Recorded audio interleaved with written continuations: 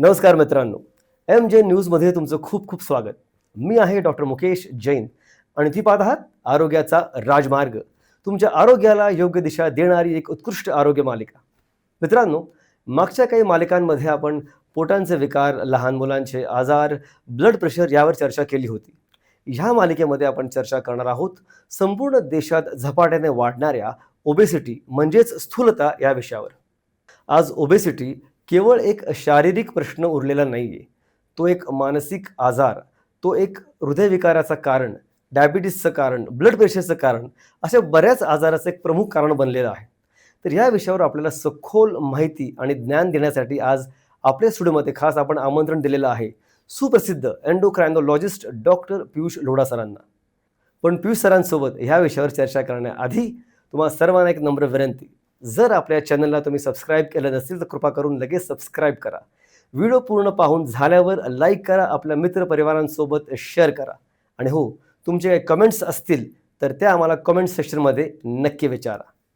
चला तर मग सुरू करूया डॉक्टर पियुष लोढा सरांसोबत आपला हातचा आरोग्याचा प्रवास आरोग्याच्या राजमार्गावर.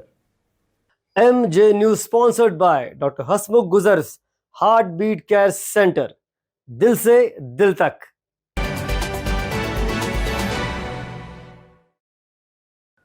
मित्रांनो, मागच्या दोन्ही भागात आपण ओबेसिटीवर बरीच चर्चा केली. म्हणजे ओबेसिटी म्हणजे नेमकं काय, त्याची काय कारणं आहेत आणि मुख्य म्हणजे ओबेसिटी आपल्या शरीरावर कुठले कुठले दुष्परिणाम करू शकते.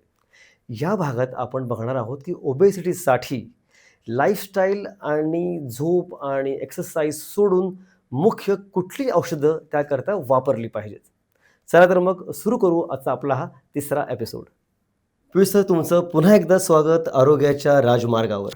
तर मागच्या 2 एपिसोड्समध्ये आपण ओबेसिटीबद्दल बरंच काही बोललो की ओबेसिटी नेमकं काय आहे, ती कशी वाढते, त्याला कंट्रोल करण्यासाठी कुठल्या लाईफस्टाईल चेंजेस, एक्सरसाइज वगैरे वगैरे काय काय फॉलो करायला पाहिजे आपण सगळं बघितलं. आता अजून एक महत्त्वाचा प्रश्न, की हे सगळं करून सुद्धा लाईफस्टाईल चेंज करून बघितले, डायटरी चेंजेस करून बघितले, तरी काही ओबेसिटी कमी होत नाही. मग त्यासाठी औषधं, मेडिसिन्स काही अवेलेबल आहेत का? येस. सो आजकालचं ट्रेंड तुम्ही ऐकलं असणार. बऱ्याचदा न्यूज चॅनल्स, इंस्टाग्राम्स हे सगळीकडे ह्या औषधांची पब्लिसिटी होत आहे. There are some good medicines for weight loss. आता काय झालंय, मागच्या काही डिकेड्स 20 इयर्स 30 इयर्समध्ये आपल्याकडे फक्त डाएट आणि एक्सरसाइज ह्याचबद्दल आपण बोलत होतो वेट लॉस म्हणजे.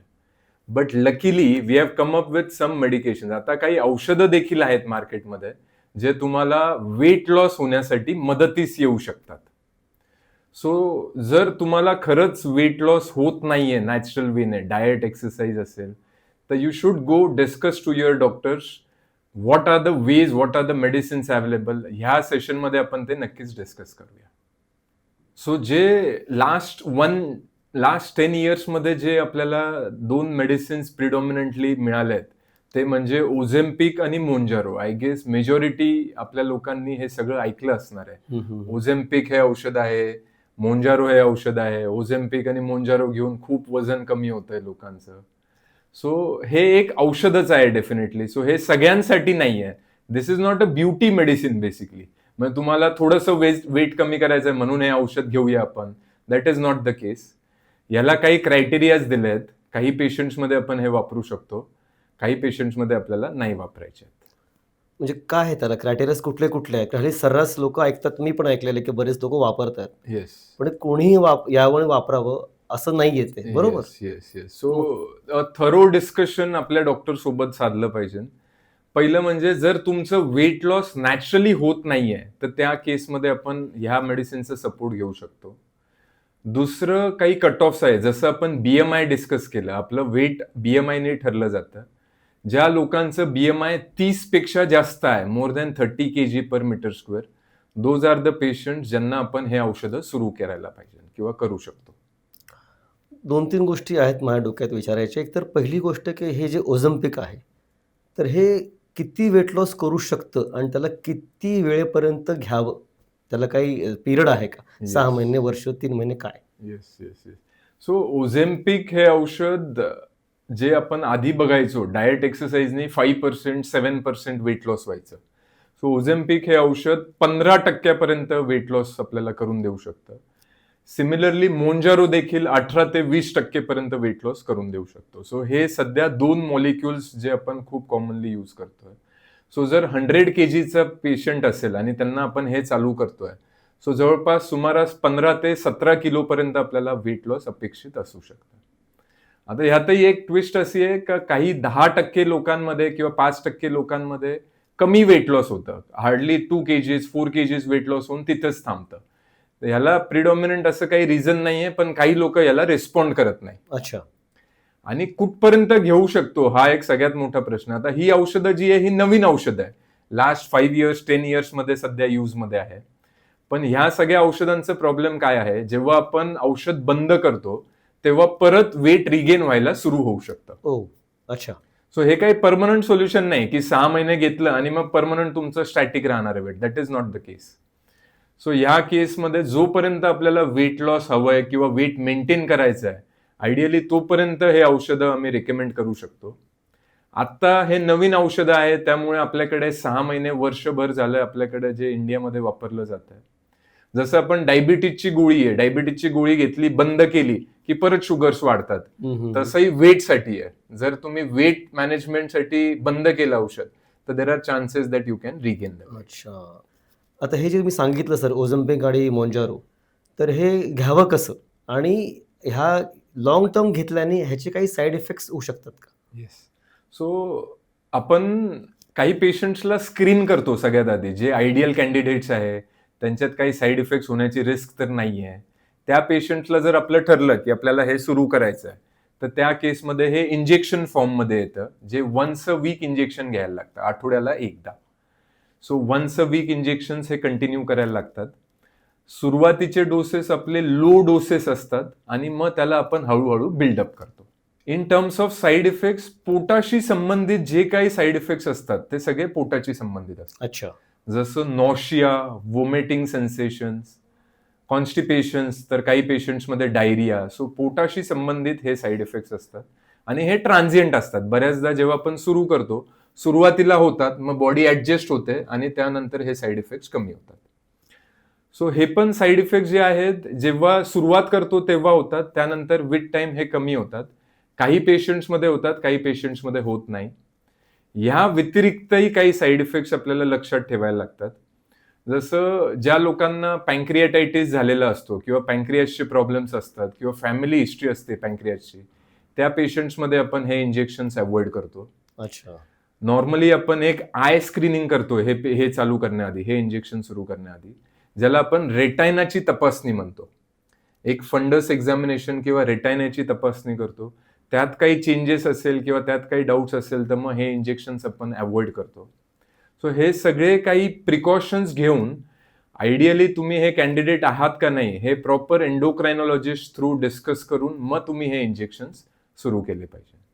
इंजेक्शन्स आपण घेताना ह्याचं बॉडीमध्ये हे काम कसे करतात, म्हणजे एक्झॅक्टली काय करतात जेणेकरून तुमचं वेट लॉस होतं किंवा वेट कंट्रोलमध्ये यायला लागतं? येस. सो दोन मेन मेकॅनिझम्स.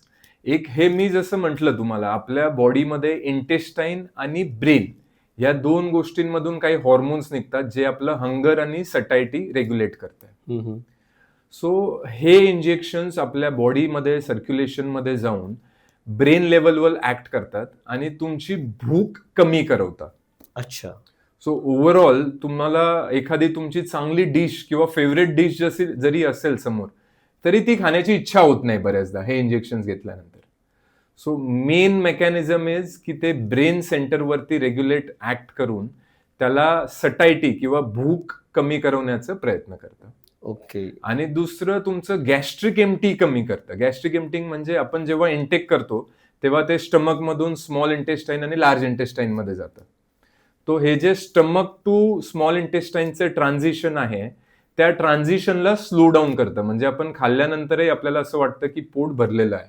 अच्छा. बऱ्याचदा 4-4 तासासाठी असं वाटतं की आपण आत्ताच खाल्लेलं आहे, पोट भरलेलं आहे. त्यामुळे 2 ठिकाणी ऍक्ट करून ते तुमची भूक कमी करवतात. सर आता तुम्ही म्हटल्याप्रमाणे की हे भूक कमी होऊन जाते, ऑटोमॅटिकली खायची इच्छा होत नाही. पण या भूक कमी झाल्यामुळे किंवा अन्न पोटात कमी गेल्यामुळं बाकीचे दुष्परिणाम, वीकनेस म्हणा की बाकीचे काही अजून त्रास शरीराला होतो का? येस.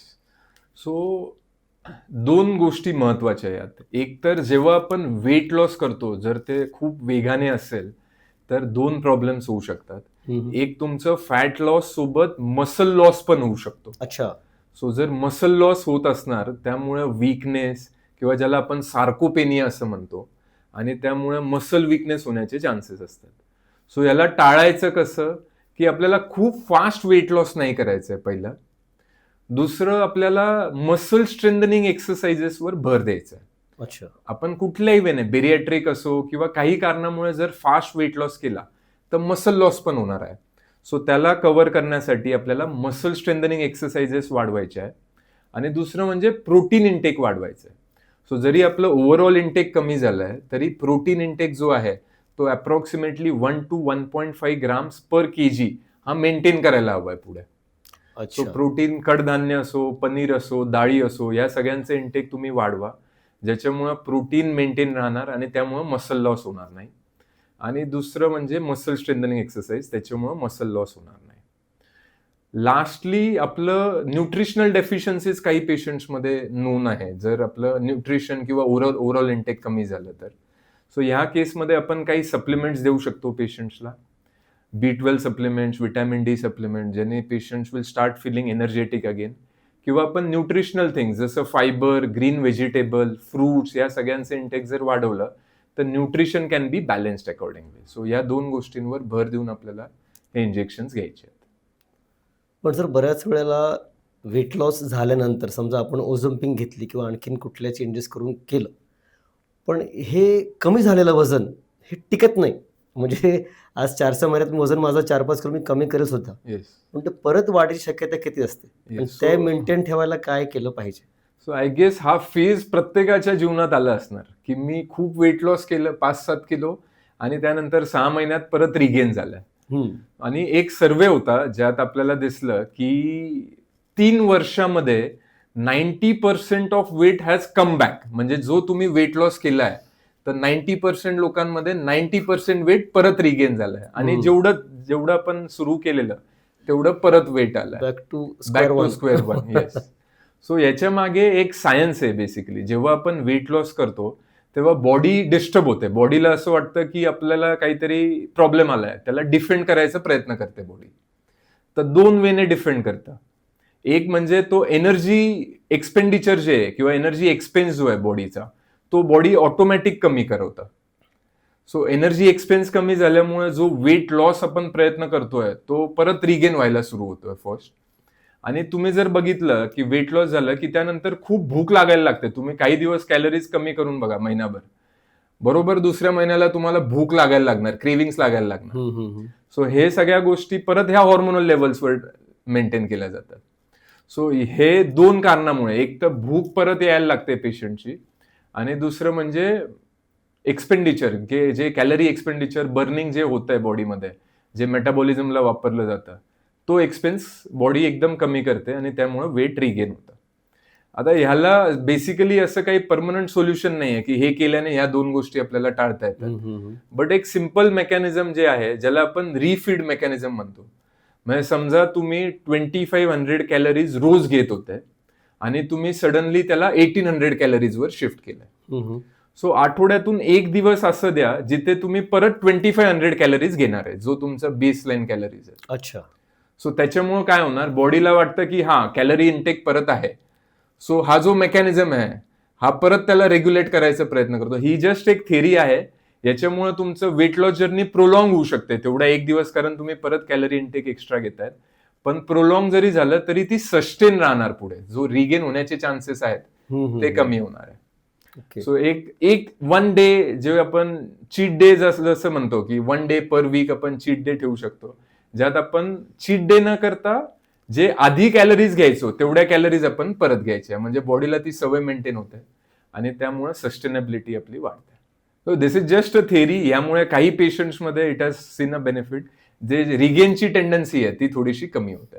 बरोबर आहे. सर, एवढी छान झाली माहिती ऑझम्पिक बद्दल. एक फायनल समराईज करता येईल की कोणी घ्यावं आणि कोणी घेऊ नये? कारण सर्रास मला माहिती लोक नेटवर बघून बरेचसे कन्झम्पशन करत राहतात, पण ते सायंटिफिकली प्रॉपर नसतं. तर तुम्ही काय सांगाल त्याबद्दल? येस. सो आपल्याला इन्फ्लुएन्समध्ये नाही यायचं आहे माझं सजेशन, की माझ्या मित्राने घेतलं त्याचं वजन कमी झालं म्हणून मी पण घेणार, माझंही वजन कमी होणार, किंवा यांनी सांगितलं त्याचे साईड इफेक्ट्स आहे म्हणून मला घ्यायचं नाहीये. सो दोन्ही टोक आहे त्याला. बरोबर. बट आयडियली तुम्ही you go visit a doctor, visit an endocrinologist. तुमचे प्री रिक्विजिट्स इन्व्हेस्टिगेशन्स करून घ्या, ज्याच्याने तुम्हाला कळणार की तुम्ही कॅन्डिडेट आयडियल आहात का नाही.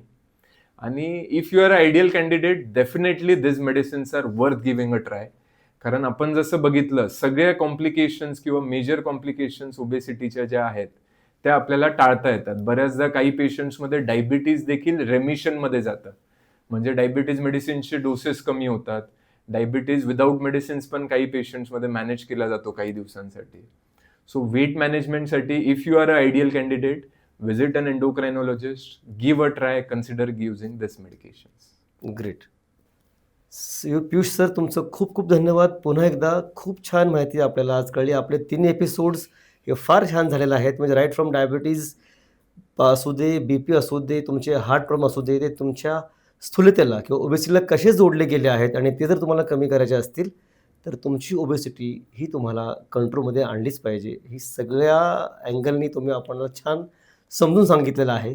Thank you so much sir. Thank you. Thank you. तर मंडळी, पुन्हा भेटूया लवकरच एका नवीन एपिसोडमध्ये एका नवीन एक्सपर्ट डॉक्टरांसोबत. तोपर्यंत स्वतःची आणि इतरांची काळजी घ्या. जगा आणि जगू द्या. MJ news sponsored by doctor Hasmukh Gujar's heart beat care centre. दिल से दिल तक.